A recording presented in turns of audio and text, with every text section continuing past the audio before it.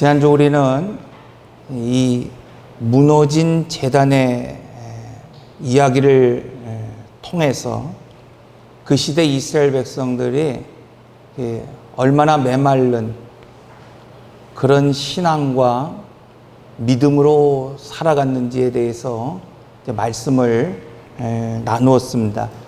그런데 이 이야기가 주는 교훈은 과거 엘리야 시대 때에 그 시대를 살았던 사람의 믿음에 관한 이야기가 아니라 바로 오늘 현재를 살아가는 오늘 우리의 믿음과 신앙이기도 하기 때문입니다. 그래서 오늘 우리는 이 8월 한 달간 영적인 성숙을 위해서 바로 우리의 삶을 뒤돌아보면서 내 마음속에도 또 오늘 우리 가정과 공동체 안에도 바로 이런 무너진 제단이 없는지를 살피고 또 점검하고 다시 수축할 수 있는 그런 시간을 갖고자 합니다.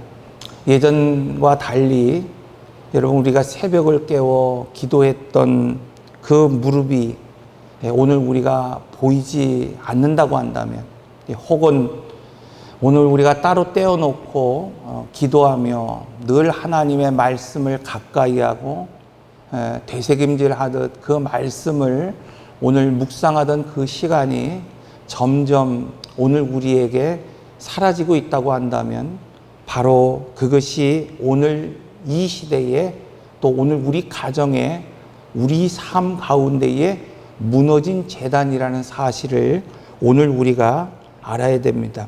오늘 본문 에베소서 6장 10절에서 18절은 우리가 왜 이 제단을 지켜야 되는지, 또 어떻게 이 제단을 지킬 수 있는 그런 군사로 오늘 우리가 세움을 받을 수 있는지에 대해서 보여주고 있습니다.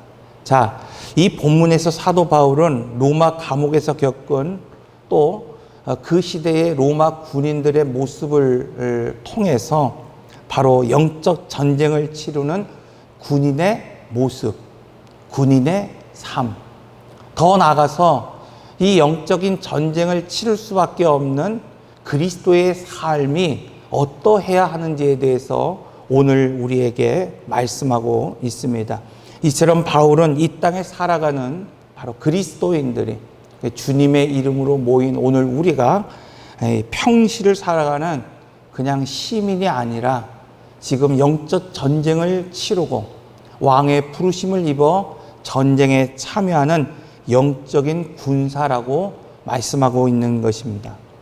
제가 20대 군대에 복무할 때 제7포병 여단이었어요. 여기서 이제 근무하는데 그 경례 구호가 일반적인 충성 이런 구호가 아니라 북진이었습니다. 북진. 처음에는 이 경례 구호가 뭐라고 하는지 도대체 알아들을 수가 없는 거예요. 북진 하니까. 이 부대의 그 창설 목적은 뭔가 하면은 철원 역습 부대. 그러니까 전쟁이 나서 철원이라고 하는 우리 고지가 무너지고 그 방어선이 무너지면은 그것을 역습해서 다시 진지를 구축하는 것이 이 부대의 창설 목적입니다. 여러분, 군인으로서 주어진 가장 중요한 임무는 무엇인가 하면은 자기가 서 있는 그 자리를 지키는 거예요. 포탄이 떨어져도 그 자리를 사수하는 겁니다. 그 전방에서 있는 포병대원들은 늘 우리가 방문하면 그런 얘기를 합니다. 우리는 한 10분 안에 다 전멸합니다. 피하고 도망하는 것이 아니에요. 그냥 이 미리 정해놓은 그 포신을 딱 포탄을 넣어놓은 곳을 그냥 한 발 땡기고 죽는 것이 자기의 사명이다. 그런 얘기를 합니다. 사랑하는 성도 여러분, 성도에게 주어진 가장 중요한 임무가 무엇일까요? 오늘 우리를 하나님께서 허물과 죄악 가운데 그 죽을 수밖에 없는 오늘 우리를 살리시고 오늘 우리를 민수기에서 말씀하고 있는 것처럼 여호와의 군대로 오늘 우리를 부르시고 세우셨는데, 그렇다고 한다면 이 영적 전장에서 오늘 우리가 가져야 되는 중요한 임무가 무엇일까? 여러분, 그것은 다른 것이 아니라 바로 오늘 우리가 서 있는 그 자리를 지키는 것입니다. 오늘 우리가 서 있는 기도의 제단을 지키는 것, 오늘 우리가 말씀을 볼 수 있도록 오늘 그 골방을 지킬 수 있는 것, 바로 그것이 바로 오늘 우리의 임무이고 사명이고 목적입니다.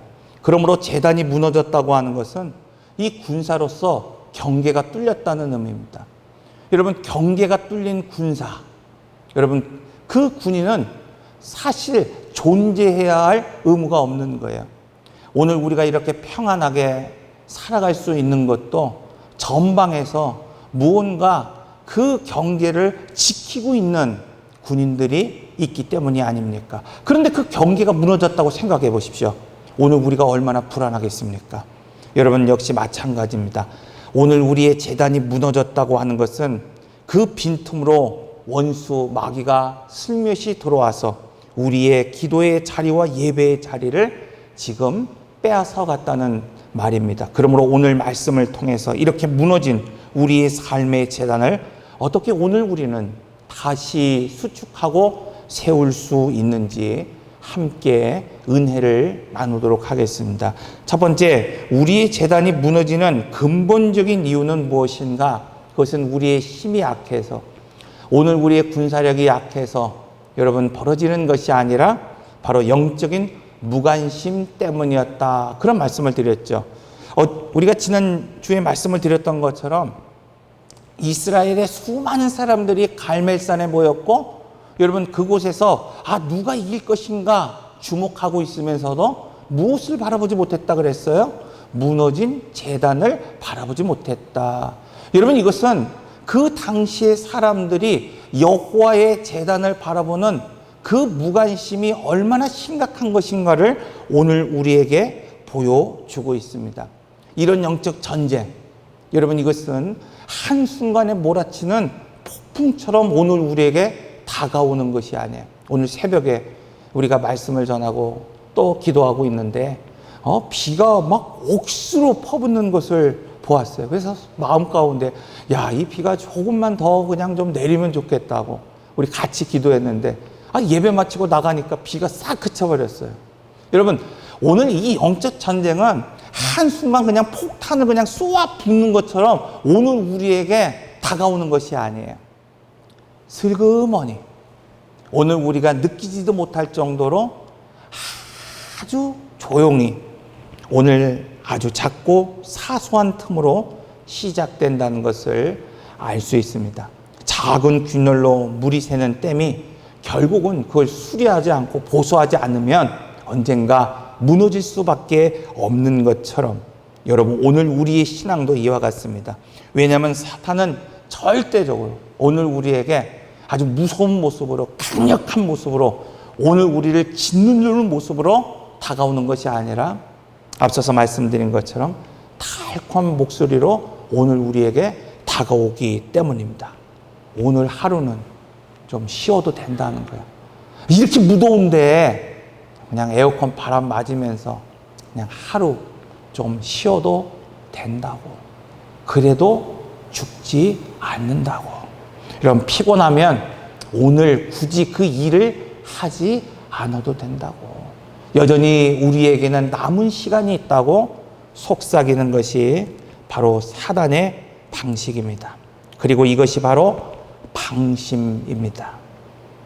사무엘 하 11장 우리가 새벽에 나누는 말씀을 보면 다윗이 밧세바를 범했을 때의 그 시간, 사건, 환경에 대해서 이렇게 말하고 있어요. 그 해가 돌아와 왕들이 출전할 때가 되매 다윗이 요압과 그에게 있는 모든 부하들과 온 이스라엘 군대를 보냈으나 그 모든 군대를 요압과 함께 전쟁터에 보냈으나 다윗은 예루살렘에 그대로 있더라. 여러분, 생사의 기로에 있었던 그 전쟁터에 있었던 다윗은 날마다 하나님을 찾고 하나님 앞에 부르짖었어요. 그런데 오늘 이 사무엘 하에서 말하고 있는 모습을 보면 출전할 때가 되었음에도 불구하고 잠자는 영혼을 흔들어 깨워야 할 때가 되었음에도 불구하고 출전하지 않고 예루살렘에 그대로 있을 때에 그가 범죄하고 말았다고 말씀하고 있어요. 이것이 바로 방심이 주는 위험입니다. 이렇게 사람은 다 똑같습니다. 다윗과 같이 하나님의 마음에 합한 사람이라고 여겼던 사람마저도 여러분 방심, 즉 오늘 우리에게 그런 시간이 주어지고 그런 환경이 주어지고 그런 조건만 갖춰지면 여러분 스파크가 일어나면 불이 붙는 것처럼 오늘 우리도 누구나 범죄할 수 있는 개연성이 있기 때문입니다. 우리의 가정의 재단이 무너지는 이유가 무엇입니까? 단지 이전과 달리 우리가 모여 열심히 기도하지 않거나 금식하지 않거나 때로는 오늘 우리가 다른 취미 생활을 하고 있기 때문입니까? 아니에요. 근본적인 이유는 영적인 방심 때문입니다. 그래서 오늘 본문 11절을 보면 이러한 마귀의 간계를 대적하기 위하여 오늘 우리로 하여금 하나님의 전신 갑주를 입어야 한다고 말하고 있어요. 여기서 말하는 마귀의 간계라고 하는 것은 계획된 술수, 교모한 속임수를 말하는 거예요. 여러분, 계획된 속임수라고 하는 것은 그냥 무지하고 무식하게 그냥 전면전을 치르겠다는 것이 아니라 가만히 그 사람의 약점이 무엇인지를 지켜보고 있다가 그 사람이 실수하거나 방심하는 그 순간에 먹이를 잡아먹듯이 어떻게 하겠다는 거예요? 그것을 덮치고 그를 파고들겠다고 말하고 있는 겁니다. 그렇다고 한다면 오늘 나의 영적인 상태는 어떻습니까? 이 엘리야의 시대 수많은 사람들이 무너진 대단을 보면서도 태연하게 여러분 앉아서 누가 이기는가? 누가 기적을 베풀 것인가? 혹은 누가 불을 내릴 것인가만을 지금 바라보고 살아가고 있습니까? 이것이 바로 영적인 무감각이라는 것입니다. 그러므로 더 늦기 전에 우리의 무너진 기도의 제단을, 오늘 우리의 무너진 그 예배의 제단을 여러분 바라보며 그것을 재건할 수 있는, 다시 수축할 수 있는 여러분이 되시기를 바랍니다. 두 번째, 하나님의 능력 안에서 힘을 얻는 그 영적인 비결을 오늘 우리가 알고 붙잡을 수 있어야 돼요. 오늘 본문 10절은 이렇게 시작하고 있습니다. 끝으로 너희가 주 안에서와 그 힘의 능력으로 강건하여 지고. 오늘 본문은 우리가 영적인 군사로서 어떻게 해야 강건한 삶을 살 수 있는지에 대해서 분명하게 말씀하고 있다는 거예요. 아말렉의 전쟁을 보십시오. 이 광야에서 아말렉이라고 하는 강력한 군대를 만났을 때에 여호수아가 그의 군대로 아말렉을 이길 수 있었습니까? 여러분, 여호수아가 아무리 강력한 장수였다 하더라도 그의 힘과 그가 가진 군사로 이 아말렉을 이길 수 있었냐는 말입니다. 아무리 뛰어난 사람도 자기의 힘만으로는 이길 수 없었습니다. 오늘 우리도 마찬가지입니다. 치열하게 인생을 살아갈 때 오늘 우리는 왜 오늘 우리가 이겼는지, 왜 오늘 우리가 이 인생의 싸움에서 넘어졌는지 오늘 우리는 알지 못하는 거예요. 그래서 오늘 우리는 혼자 그렇게 생각할 때가 있습니다. 내가 잘 싸웠기 때문에 내가 이겼다고, 성공했다고, 내가 이만큼 살 수 있었다라고 생각합니다. 그러나 가만히 고개를 들고 하늘을 바라보십시오. 내가 이길 수 있도록, 내가 지금처럼 이렇게 버티고 살아갈 수 있도록, 내가 세상이 말하는 것처럼 이렇게 성공한 삶을 살아갈 수 있도록 밤새 기도하셨던 부모님이 계셨다는 거예요.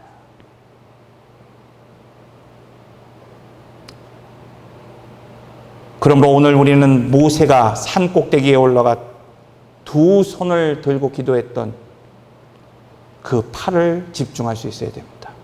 왜냐하면 영적 전쟁은 오직 주님의 힘과 그 전능하신 능력 안에서만 승리할 수 있기 때문입니다. 어느 마라톤 선수의 이야기를 들은 적이 있습니다. 그는 42.195km라는 그 긴 거리를 여러분 달릴 때, 완주할 때 자기 두 다리의 힘만 믿고 뛰지 않았다, 이렇게 말합니다. 함께 뛰는 페이스메이커, 그들의 응원이 있었기 때문에 마지막 한 걸음을 달릴 수 있었습니다. 길거리에서 나와서 그 뛰고 있는 마라톤 그 선수들을 응원하는, 물을 건네주는 그 손길이 있었기 때문에 마지막 한 걸음을 걸을 수 있었습니다. 그 결승전에서 언제 들어올까 기다리고 있던 그 가족들의 모습을 생각하면서 그는 42.195km라고 하는 그 긴 거리를 한 걸음 한 걸음 걸었다고 고백합니다. 그러므로 오늘 본문에서 말하고 있는 주 안에서 오늘 우리가 강건해질 수 있는, 힘을 얻을 수 있는 그 비결은 무엇인가? 내가 더 이상 내 인생의 주인이 아니라 내 인생의 주인이 하나님이심을 여러분 인정하고 엎드리는 데 있다고 말씀하고 있어요. 얼마 전에, 한참 전에 쓰여진 책 중에 이용규 선교사가 쓴 내려놓음이라고 하는 책이 베스트셀러가 된 적이 있습니다. 그래서 웬만한 신앙인들은 한 번쯤은 들어봤고 혹은 읽어본 책들이 있을 것입니다. 여기서 내려놓음에 대해서 이렇게 말하고 있습니다. 이용규 선교사님은 내가 움켜쥘수록 그것을 잃어버렸고 내려놓을수록 채워졌더라. 내 것이라고 붙잡고 있던 것들, 그것이 생각이 됐던, 욕심이 됐던, 소유가 됐던 계획을 억지로 지키려 할수록, 그걸 움켜잡을수록 나를 옥죄고 그것들이 나를 소멸시켰습니다. 그러나 반대로 그것을 하나님께 온전히 내맡길 때, 내려놓을 때에 그것은 비로소 진짜 내 것이 되었다고 그는 고백하고 있습니다. 이처럼 능력을 얻는 비결은 다름 아니라 내려놓음입니다. 엎드림입니다. 그러므로 지치고 피곤할 때 여러분 내려놓음, 오늘 우리는 하나님 앞에 모든 것을 맡길 수 있어야 됩니다. 엎드림, 하나님께 오늘 우리는 더 가까이 나아갈 수 있을 때 인생의 길을 오늘 우리는 완주하고 그 풍성한 하나님의 은혜를 오늘 우리가 누리며 이 영적 전쟁에서 승리하실 수 있을 줄로 믿습니다. 마지막으로 여러분, 그러므로 오늘 우리는 이제 이 전신갑주를 입고 이 가정과 이 교회의 무너진 재단을 수축하고 그것을 지킬 수 있어야 됩니다. 자, 본문에서 사도 바울은 우리가 입어야 할 갑주를 아주 매우 구체적으로 지금 제시하고 있어요.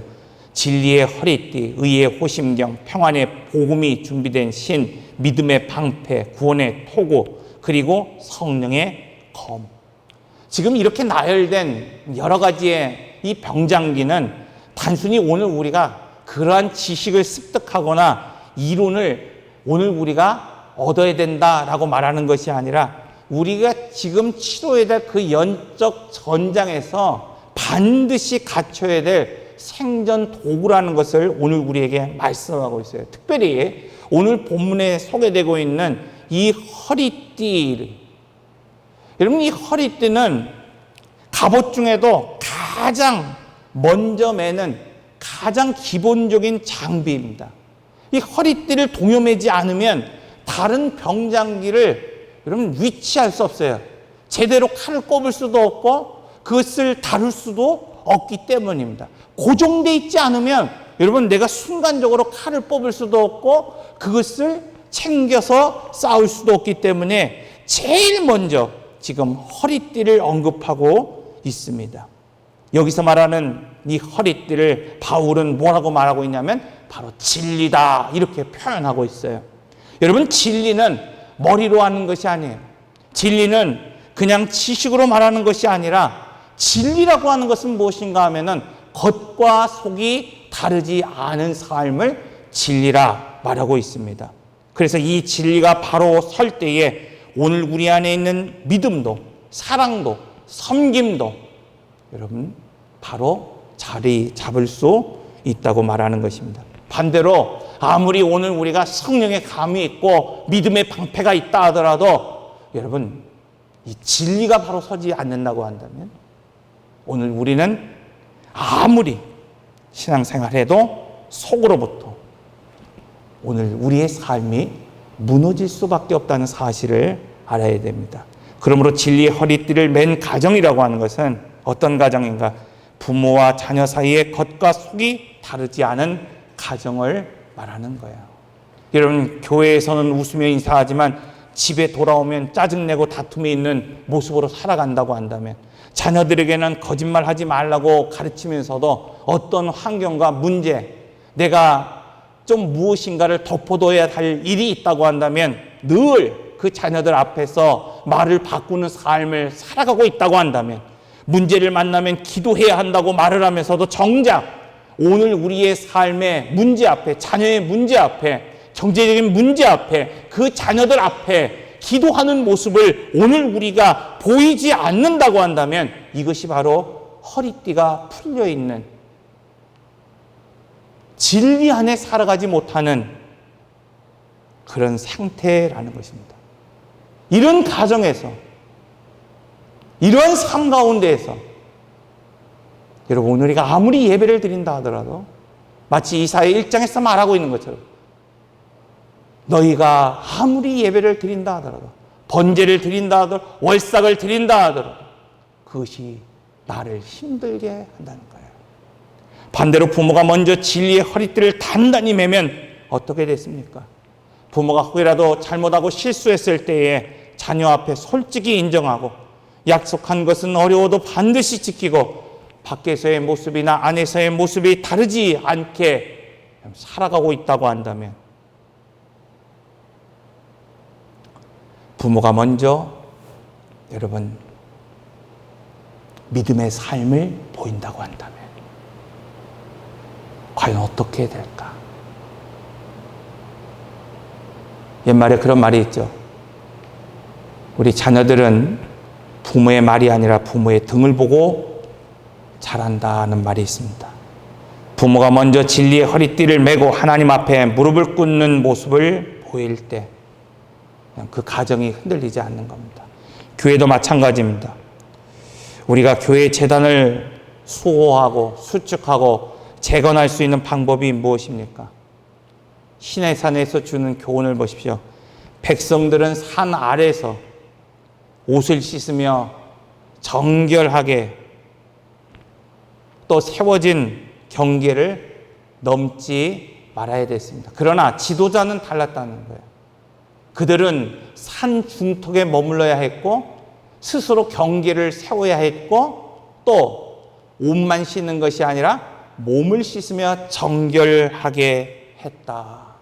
그리고 그 경계를 넘어서지 않는 것뿐만 아니라 그 경계를 스스로 지키는 사람이 되어야 했다 말하고 있습니다. 교회에 세운 일꾼들을 우리는 중직자다 이렇게 말합니다. 왜 그렇습니까? 그들의 등을 보고 성도들이 신앙생활을 하고 있기 때문입니다. 과거 박정실 권사님의 모습이 아직도 생각이 납니다.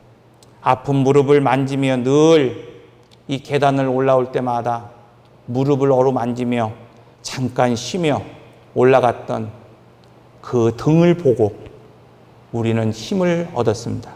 과거 추명철 집사님의 모습이 아직도 생각이 납니다. 불편한 다리와 지팡이, 그 지팡이를 디딜 때마다 떡떡떡 소리가 새벽마다 들려왔는데 하루도 빠짐없이 새벽을 깨우며 기도했던 그 등을 오늘 우리는 바라보며 힘을 얻곤 했습니다. 그렇다고 한다면 지금 오늘 우리는 누구의 등을 보며 힘을 얻을 수 있습니까? 사랑하는 성도 여러분, 자녀들이 부모의 등을 보며 자라듯이 지금 오늘 우리의 성도들은 그 중직자의 등을 보며 힘을 얻을 수 있는 것입니다. 그러므로 교회의 중직자들은 늘 말씀을 가까이 하고 끊임없이 기도하고 서로를 위하여 깨어 영적인 파수꾼이 되어야만 합니다. 군사가 갑옷을 벗어버린 채 전쟁터로 나가는 것이 죽음을 자초하는 무모한 행동인 것처럼 성도가 기도하지 않고 하루를 시작하는 것, 여러분 그것은 갑옷을 팽개치고 전쟁터에 나가는 것과 다르지 않습니다. 지금 오늘 우리의 가정이 흔들리고 있습니까? 지금 오늘 우리 교회가 여러분 그 재단이 무너져 내리고 있습니까? 그렇다고 한다면 여러분 지금 전신갑주를 입으시기를 바랍니다. 말씀을 맺겠습니다.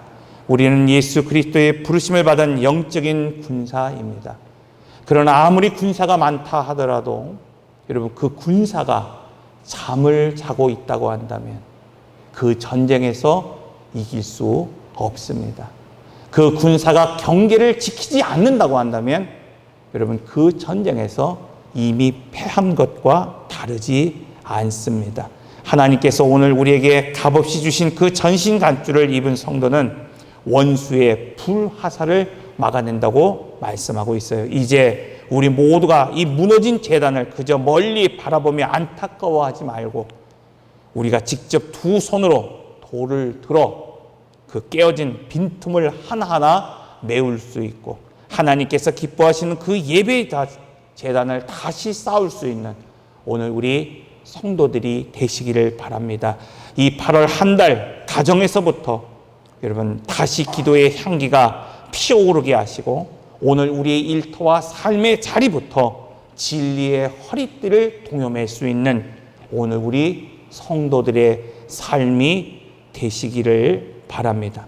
이처럼 오늘 우리가 깨어있는 영적인 군사로서 무너진 제단을 다시 일으켜 세우게 되면 우리의 가정이 새롭게 살아나고 우리 교회가 영적으로 부흥하고 우리 성도들의 삶 가운데에 참된 승리가 임하게 될 줄로 믿습니다. 기도하겠습니다.